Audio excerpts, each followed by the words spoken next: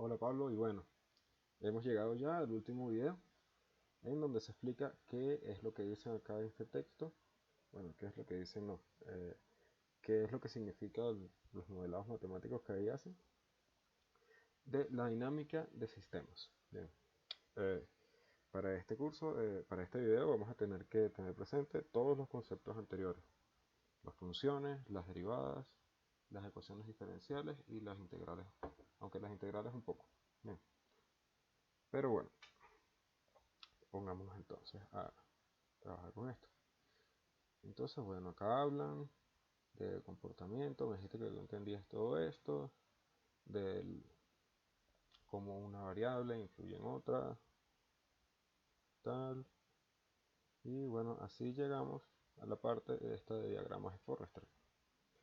Bien, acá nos dicen que los elementos que intervienen en un diagrama causal se representan por medio de variables que pueden ser de tres tipos: variables de nivel, variables de flujo y variables auxiliares.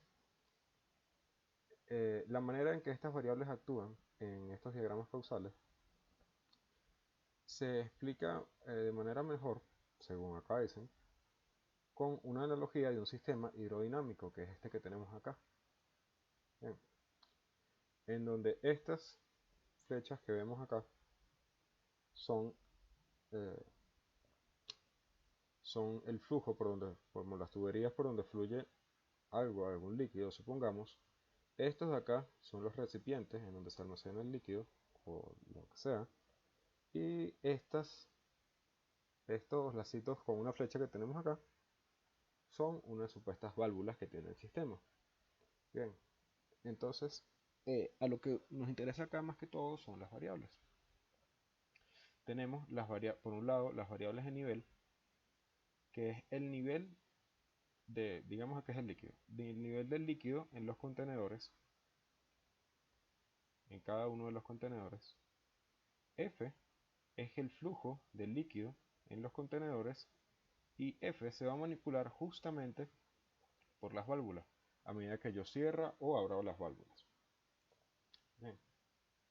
Esto es lo que nos es como lo esencial de este sistema hidrodinámico. Muy bien. Entonces llegamos a la primera ecuación que tenemos acá. Bien.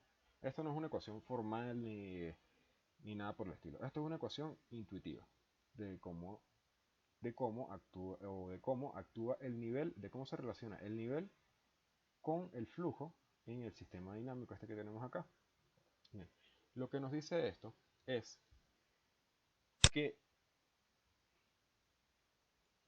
el aumento del nivel, por ejemplo del nivel 1, con respecto del tiempo, va a depender de la diferencia entre el flujo 1, que es el que entra, y el flujo 2. Entre el flujo 1, que es el que entra, y el flujo 2. Bien. Esto lo pudiéramos escribir eh, de esta manera.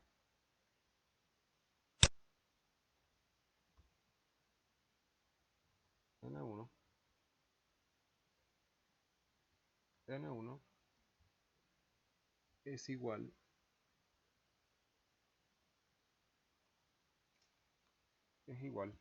al flujo que entra en este recipiente menos el flujo que sale. Bien. Y esto, como te podrás dar cuenta, es una ecuación diferencial, porque tiene una derivada acá. Bien. Entonces tenemos que esto es lo que nos dice la primera ecuación. El nivel de almacenamiento en nuestro primer recipiente, o mejor dicho, el cambio con el tiempo del nivel del primer recipiente, es el flujo que entra menos el flujo que sale. Ok. En la segunda, si te puedes dar cuenta, no tenemos un flujo de salida, así que todo el flujo que entra va a hacer que el nivel aumente. Bien, acá pusieron N2, pero creo que es un problema, creo que es un error de tipeo, ¿sí?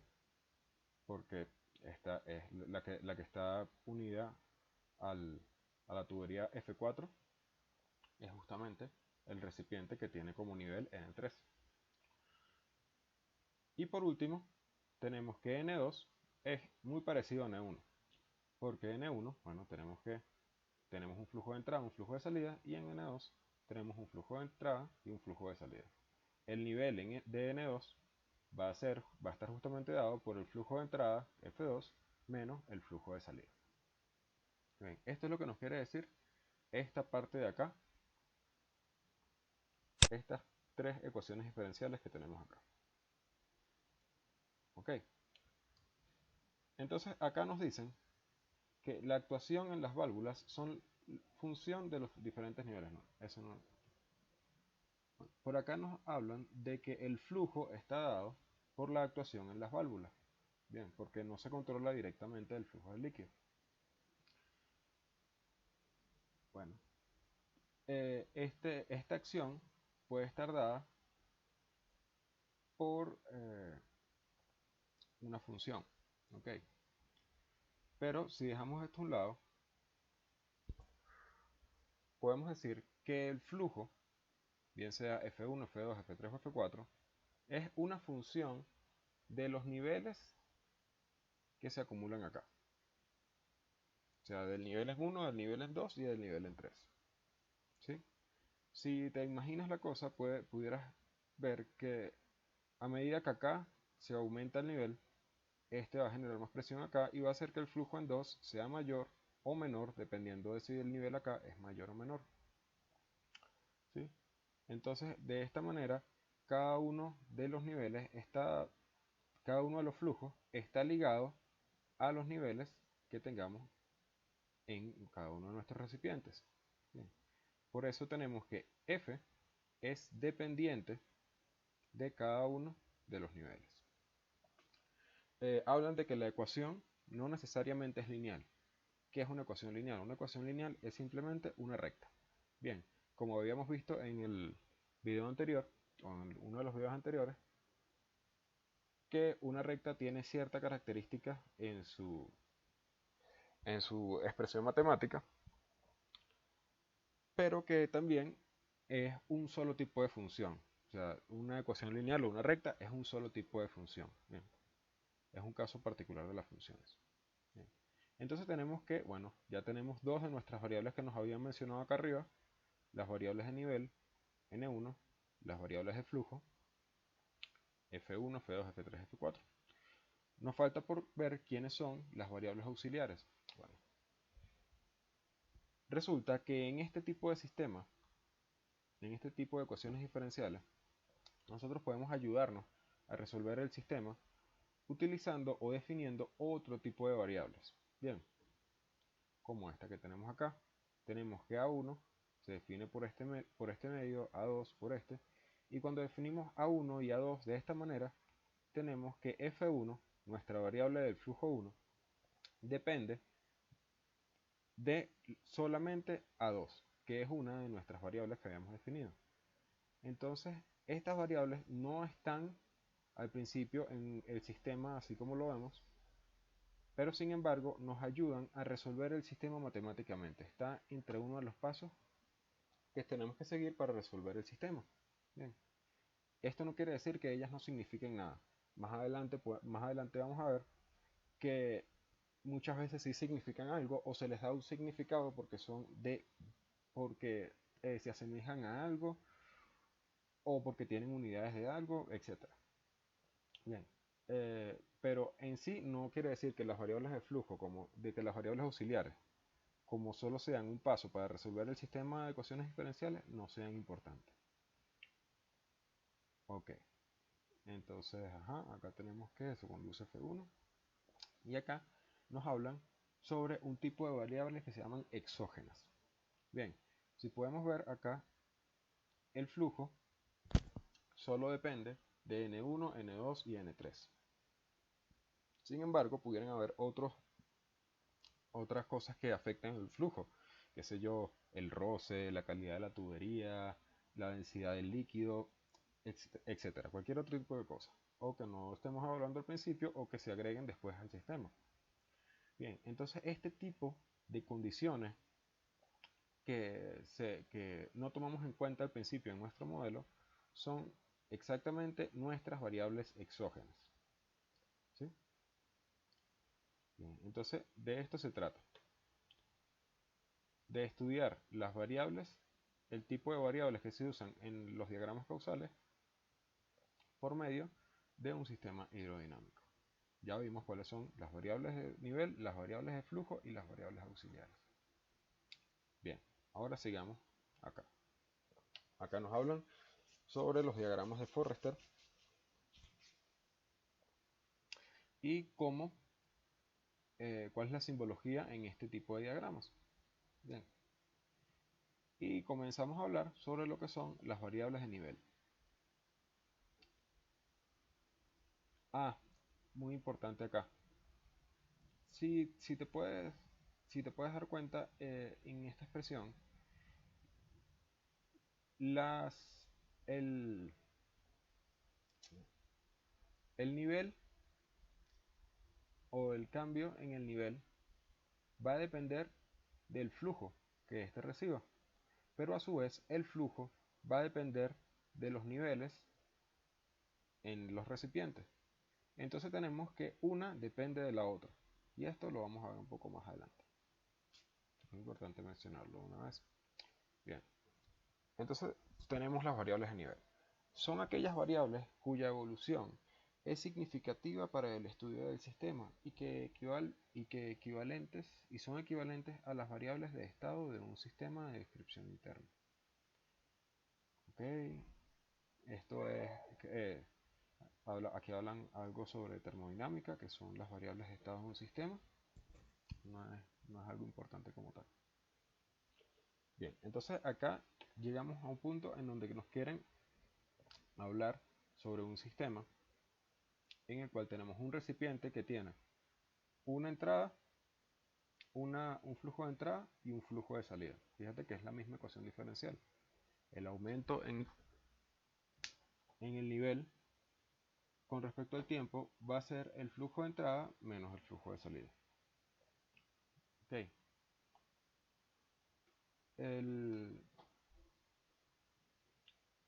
Si nosotros resolvemos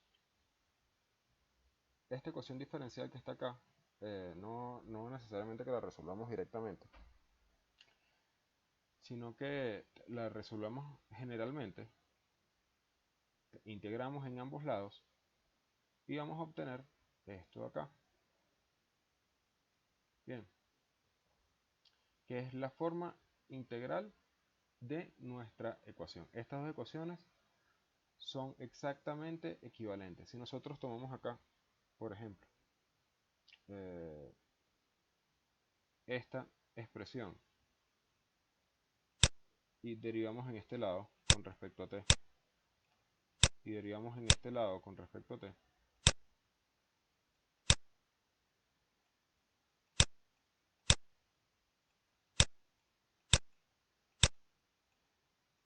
tomando esto completamente,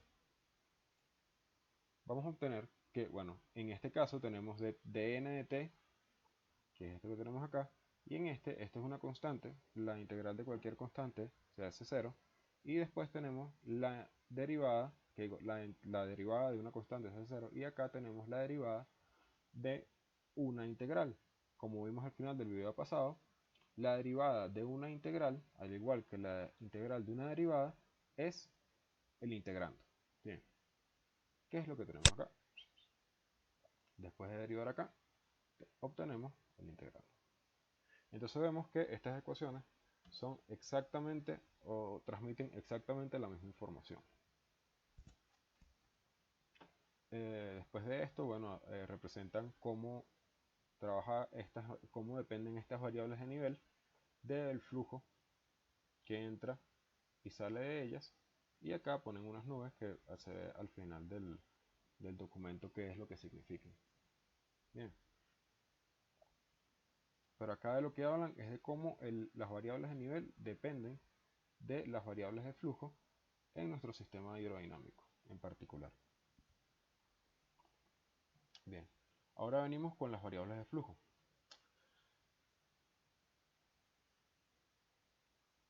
Las variables de flujo nos sirven para decir cómo van a variar las variables de nivel. Bien sea por medio de acciones o por una variación directa o por una dependencia directa de las variables de nivel con respecto a las variables de flujo. Ok, en nuestro sistema anterior, la física, bueno, acá dice, físicamente expresan cómo se convierte la información disponible del sistema en una acción y están asociadas a las válvulas de la analogía hidrodinámica.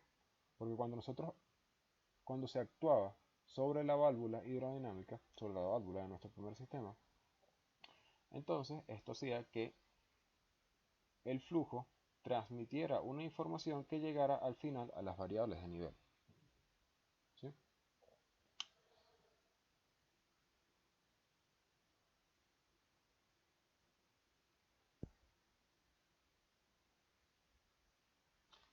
Okay. Acá nos dicen que las variables de flujo se le asocia una ecuación llamada ecuación de flujo o función de decisión que admite como variables de entradas, como variable de entrada a variables de nivel, variables auxiliares y constantes en la forma general. En la forma general tiene esta expresión. Bien, tenemos que la función, nuestra función de flujo con respecto al tiempo, va a estar dada por esta de acá, donde tenemos que este Tn es una constante, un número que se le está multiplicando siempre. Tenemos las variables de nivel, estas que están acá, y tenemos m de t. M de t nos dicen que son un multiplicador de flujo normal. En sí, m de t es una variable auxiliar, ¿sí? Algo que se le va a agregar al sistema para, bueno, para como dijimos anteriormente, para que su solución matemática sea más sencilla. Y bueno, acá nos dicen cómo se ve afectada nuestra variable de flujo por los diferentes elementos de la ecuación. Tenemos que nuestra constante le va a transmitir una información, las variables auxiliares le transmiten otra información y la, la variable de nivel también le transmite información y esta a su vez se retroalimenta de la variable de flujo que le da información otra vez que recibe información otra vez de la variable de nivel y así acá se queda en un ciclo cerrado. Bien, acá hablan un poco sobre lo que son estos multiplicadores.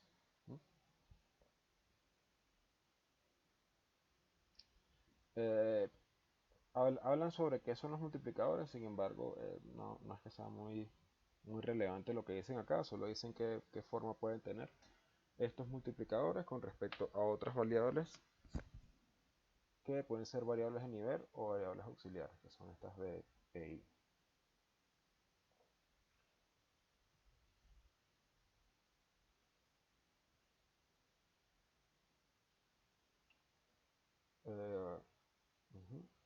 Eh, bueno, las unidades de las variables de flujo, por lo menos en esta ecuación que tenemos acá, ¿sí?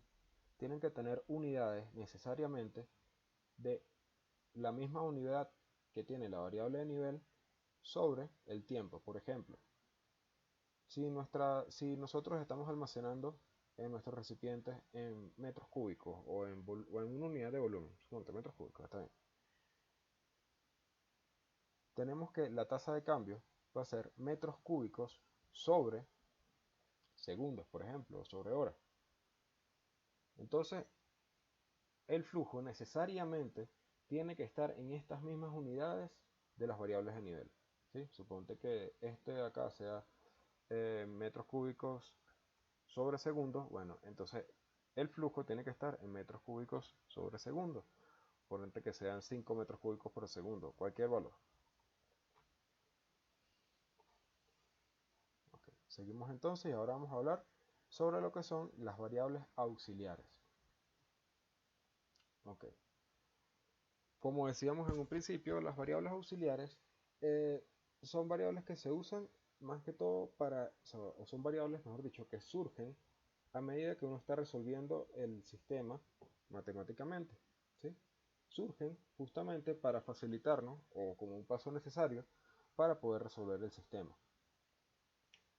Nos ponen el ejemplo acá de las variables auxiliares que usábamos en nuestro primer sistema, de manera que el flujo nos quedara en función de solo una variable auxiliar y así poder resolverlo con mayor facilidad. Y acá ven cómo se ven afectadas estas variables auxiliares con respecto al nivel en cada uno, por lo menos en este caso en particular. Vemos que n de 1 depende, que a de 1, que es nuestra primera variable auxiliar, depende de n1 y de n2. Como nos dice nuestra expresión, n1 es una función de a de 1 es una función de n1 y n2. Este circulito con un palo en el medio es justamente la función. Eh, es un carácter que se le coloca para designar a la función de manera general. Y así como n1 depende, como a su 1 depende de n1 y n2, a su 2 depende de a su 1, ¿sí? Y de n3, lo mismo que dice acá. Entonces vemos que las variables auxiliares no necesariamente tienen que depender de variables de nivel o de variables de flujo. Pueden depender de otras variables auxiliares. Y vemos que al final esto nos hace que el flujo de la primera variable, que el flujo 1, dependa solo de una variable auxiliar. Entonces acá nos hablan de qué ocurre cuando dos variables auxiliares están relacionadas entre sí por medio de una función. Bueno, se denota por este símbolo, que es lo que estábamos diciendo anteriormente. En este caso, hay que resaltar, claro, acá no se ve claramente, pero que estas variables auxiliares pueden o se les puede dar un, un valor, un significado físico. Bien, entonces, no sé si de por casualidad habrás escuchado de que los átomos tienen una serie de constantes, ¿no? Por ejemplo, el spin o su número de orbital, etc. Bueno, estas variables, justamente estos valores que en los átomos existen y se pueden medir incluso, este, son valores que surgieron al resolver una ecuación que yo escribí por acá. Bueno, no es una ecuación que yo escribí por acá, pero es una ecuación muy conocida que se llama como ecuación de Schrödinger. Esto es una ecuación diferencial que es súper complicada de resolver. Y bueno, al resolver esta ecuación para el átomo de hidrógeno, resulta que tuvieron que implementar unos valores que eran constantes en ese momento o tenían variaciones limitadas. Y estos valores después se les dio el significado de los valores que te estaba diciendo, que son la masa atómica, no, el número orbital, el spin y todo esto. Esto es para dejar claro que aunque las variables auxiliares puede que surjan cuando se resuelve el problema matemático y nada más de ahí, esto no quiere decir que no tengan ningún sentido ni ninguna interpretación. Ok, acá nos hablan de las fuentes y sumideros. Son estos simbolitos que vienen de esta manera. Cuando sale una flecha de ellos, son fuentes, y cuando entran flechas a ellos, son sumideros, como se representa acá. Tenemos una fuente que esto influye en el flujo de entrada que entra al nivel 1, y después tenemos un flujo de salida que fluye hacia un sumidero, ¿no? Tenemos una flechita o tenemos un garabato de estos con una flecha saliendo, y tenemos un garabato de estos con una flecha entrando. Ese es un flujo y un sumidero.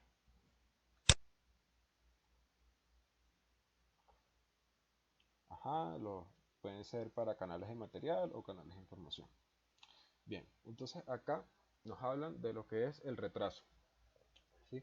El retraso entre una variable y otra variable. Okay. Entonces acá nos hablan sobre el retraso en la transmisión de material. Nos dicen que esto se produce cuando existen elementos en el sistema que almacenan temporalmente la materia que fluye por el mismo. Como ocurre acá, supongamos que tenemos un recipiente vacío que tiene un hueco en alguna parte y puede que él al principio no fluya por el hueco que tiene, no fluya la misma cantidad que después de un tiempo transcurrido. Y esto se va a deber a que al principio va a haber un retraso porque él está almacenando el líquido que recibe. Bien. Entonces vemos que el retraso acá influye directamente sobre F1, sobre nuestro flujo de salida. Okay. Nos hablan sobre que este sistema se rige por esta ecuación que tenemos a continuación. ¿Sí? Esta primera expresión, vemos que es la forma integral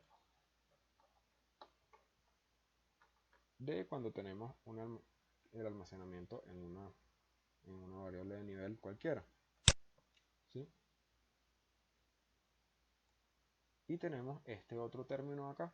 Otra cosa importante que hay que ver acá es que están evaluando desde el momento cero, que pudiera ser desde que se comienza a llenar el recipiente, desde el momento cero hasta un momento t.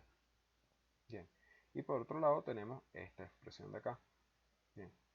La manera en que ellos llegan de acá hasta acá es primero sustituyen, vamos a hacerlo. Acá ya yo escribí la ecuación y vemos que ellos sustituyen a f de 1 por n de 1 por n de t sobre t de a. Entonces sabemos que t de a es una constante porque acá lo marcan como una constante que influye justamente sobre sobre f de 1, nuestro flujo de salida. Tenemos esta expresión, esta integral que tenemos acá. Si nosotros derivamos en ambos lados,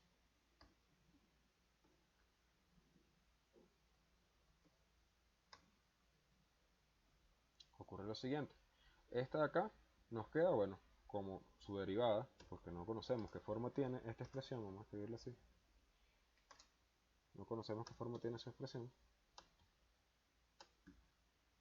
Y esta parte de acá, como es la suma de dos derivadas, se divide en la derivada de este más la derivada de toda esta expresión que tenemos acá. Entonces vamos a tener la derivada de este más la derivada de esta más la derivada de todo esto que tenemos acá.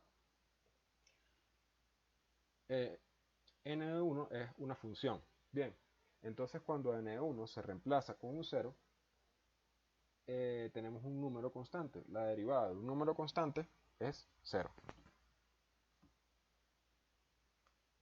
¿Sí? Entonces, tenemos que esto se desaparece. N de 1 se volvió, N de 0 derivada se volvió 0. Y esta expresión que nos queda acá es la derivada de una integral. La derivada de una integral, es, como habíamos visto, o bueno, no lo hemos visto, pero la derivada de una integral es lo mismo que la integral de una derivada. O sea que se cancelan la integral con la derivada. Bien, con lo que nos quedaría solo el integrando. Esta expresión que tenemos acá.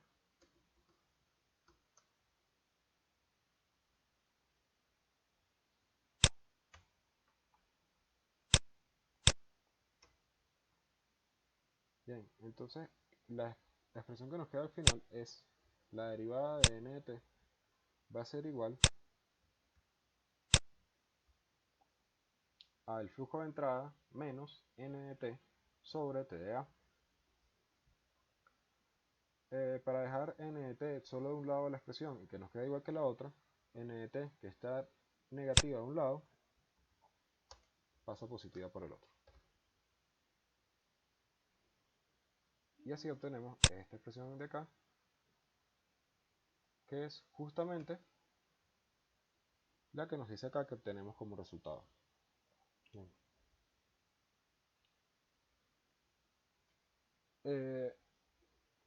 Esto se asemeja, o mejor dicho, esto es una ecuación diferencial de primer grado. Y a este tipo de términos, en una ecuación diferencial de primer grado, se le conoce como términos de amortiguamiento. Bien, porque ellos lo que hacen es retrasar los cambios bruscos en el sistema. Para que quede un poco más claro, una ecuación de primer grado tiene que tener esta forma. Una ecuación diferencial de primer grado no, una ecuación diferencial lineal. Una ecuación diferencial lineal debe tener esta forma, bien sea f' de x más una constante, no, una constante por f' de x más una constante por f de x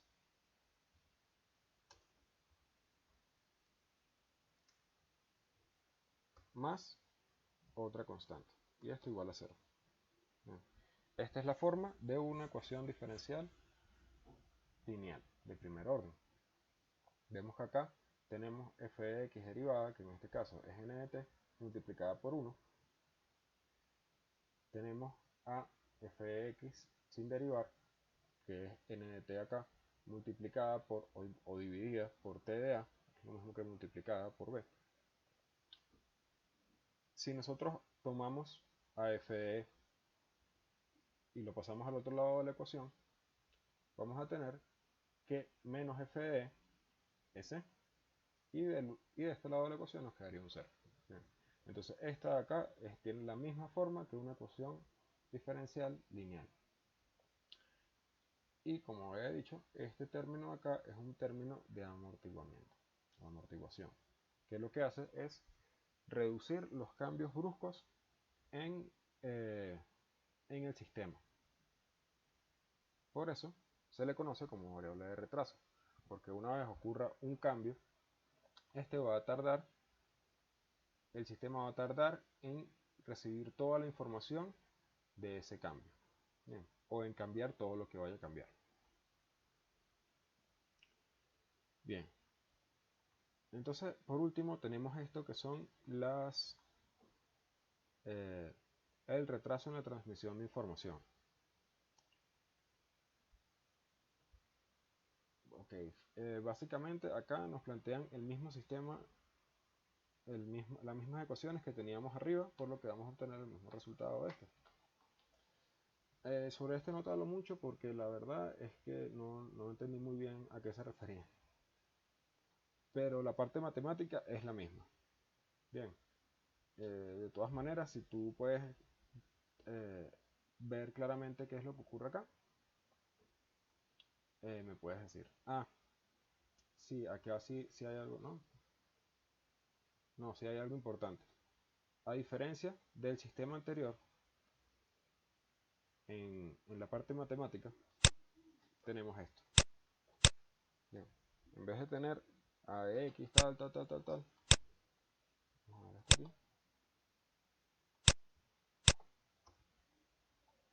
Y la ecuación que obtendríamos aplicando esto mismo que aplicamos acá arriba, pero para aquella ecuación, sería la siguiente.